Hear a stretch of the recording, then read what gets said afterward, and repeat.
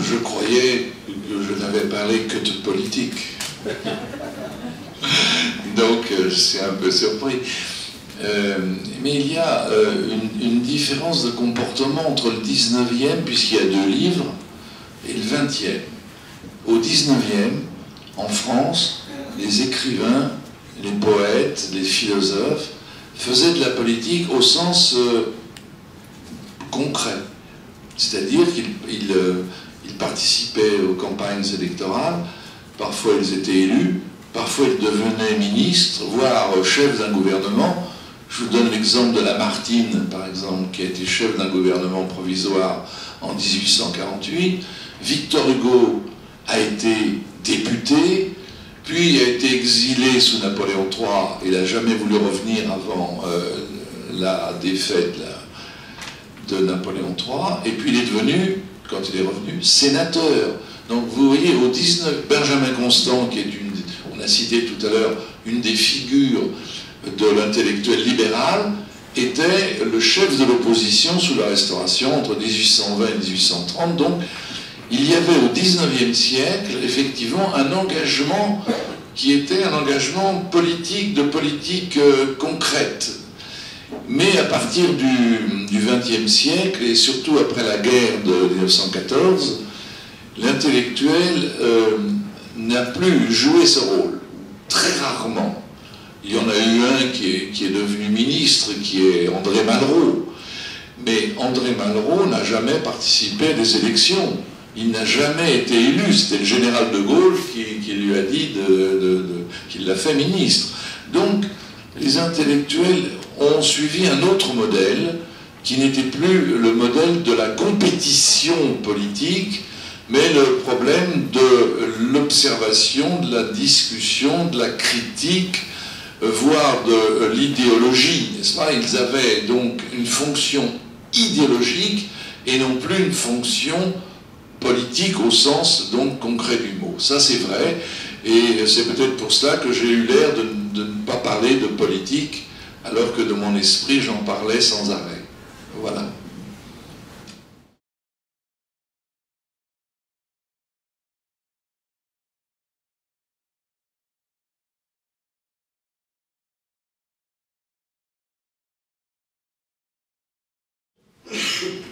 Les intellectuels nationalistes ont été dans le camp des vaincus dans la Deuxième Guerre mondiale, puisque les plus connus sont devenus des collaborateurs de l'occupant allemand.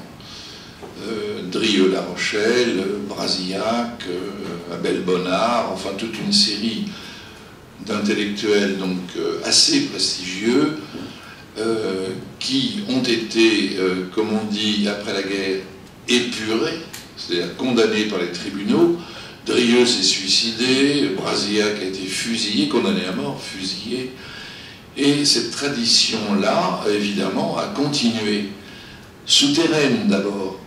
Et puis, elle s'est réveillée. Mais elle n'a pas, c'est vrai, trouvé de grands leaders, de grands écrivains, sauf à un moment donné, c'est-à-dire dans les années 1978-80, il y a eu un mouvement en France qu'on a appelé la Nouvelle Droite. Et la Nouvelle Droite a eu comme porte-parole un intellectuel qui s'est fait connaître, qui s'appelle Alain de Benoît. Alain de Benoît. Bon, il n'est pas à la hauteur de Barrès ou de Maurras comme audience, comme importance, mais ce mouvement-là a quand même duré pendant une dizaine d'années. Mais on peut dire qu'il a eu aussi un moment de renaissance au moment de la guerre d'Algérie. Au moment de la guerre d'Algérie, il y a eu un certain nombre d'intellectuels, généralement situés dans le camp catholique intégriste.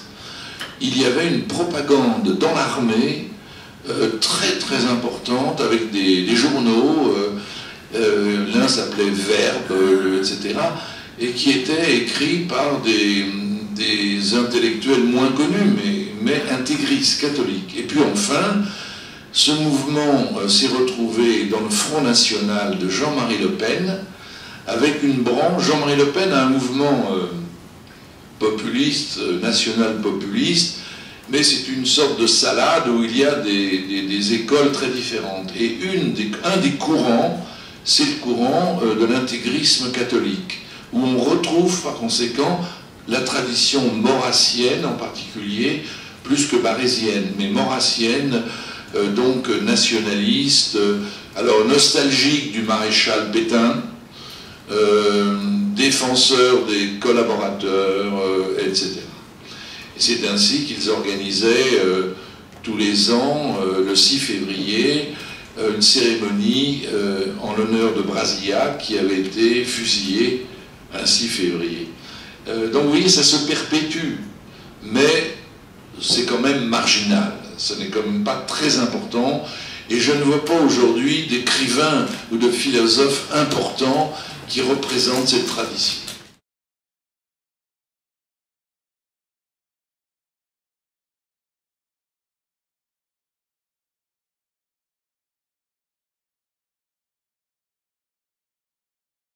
Oui, je crois que, par exemple, il est certain qu'en Italie, il y a des intellectuels, comme en France, qui ont, peut-être moins aujourd'hui, hein, on voit que la crise des intellectuels, elle est un peu universelle.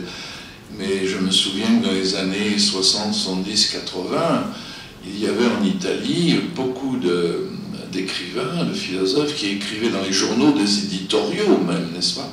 Donc en Italie, certainement.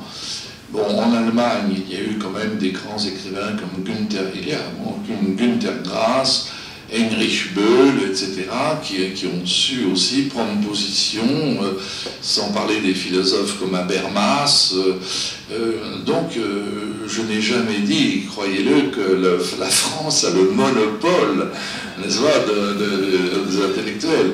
Ce que je crois, c'est qu'il y a eu un modèle français. Voilà, c'est ce que nous disions. Il y a eu un modèle français, et à partir de là, il y a eu des intellectuels dans tous les pays européens, et pas seulement européens. En Espagne, bon, évidemment, on songe à Ortega y Gasset, aussi à Unamuno bien avant, en Angleterre aussi, enfin, etc. Il y a des écrivains qui ont pris parti dans le monde politique, et c'est pas seulement en France, ça c'est vrai. Simplement, voilà, je crois que la France a eu cette continuité du modèle depuis Voltaire, si vous voulez, jusqu'à Zola, et puis jusqu'à Sartre. Il y a eu cette continuité-là. Mais bien sûr, c'est un phénomène qui existe un peu partout. Surtout, regardez par exemple en Russie, en Union soviétique, le rôle des dissidents, qui a été absolument capital. Il y avait Solzhenitsyn, mais il y en avait bien d'autres, des écrivains, des poètes, qui ont représenté la protestation quand même de la liberté, de la justice contre un régime totalitaire. Et je crois que l'exemple soviétique est un bel exemple qui montre que, bien sûr, il n'y a pas que la France, ça c'est évident. Si les parece, como son prácticamente las 9 de la noche, acabamos aquí. De todas formas, para acabar demostrando la superioridad moral francesa, ya que nos hemos convertido casi en una sede del Instituto francés, digamos solo como ejemplo que el presidente Sarkozy, para insultarla, la prensa francesa dice que se ha casado con una cantante intelectual. Nuestro presidente Rodríguez Zapatero, su mujer también canta, pero le hace los coros. Es la diferencia entre el intelectual francés y el nuestro.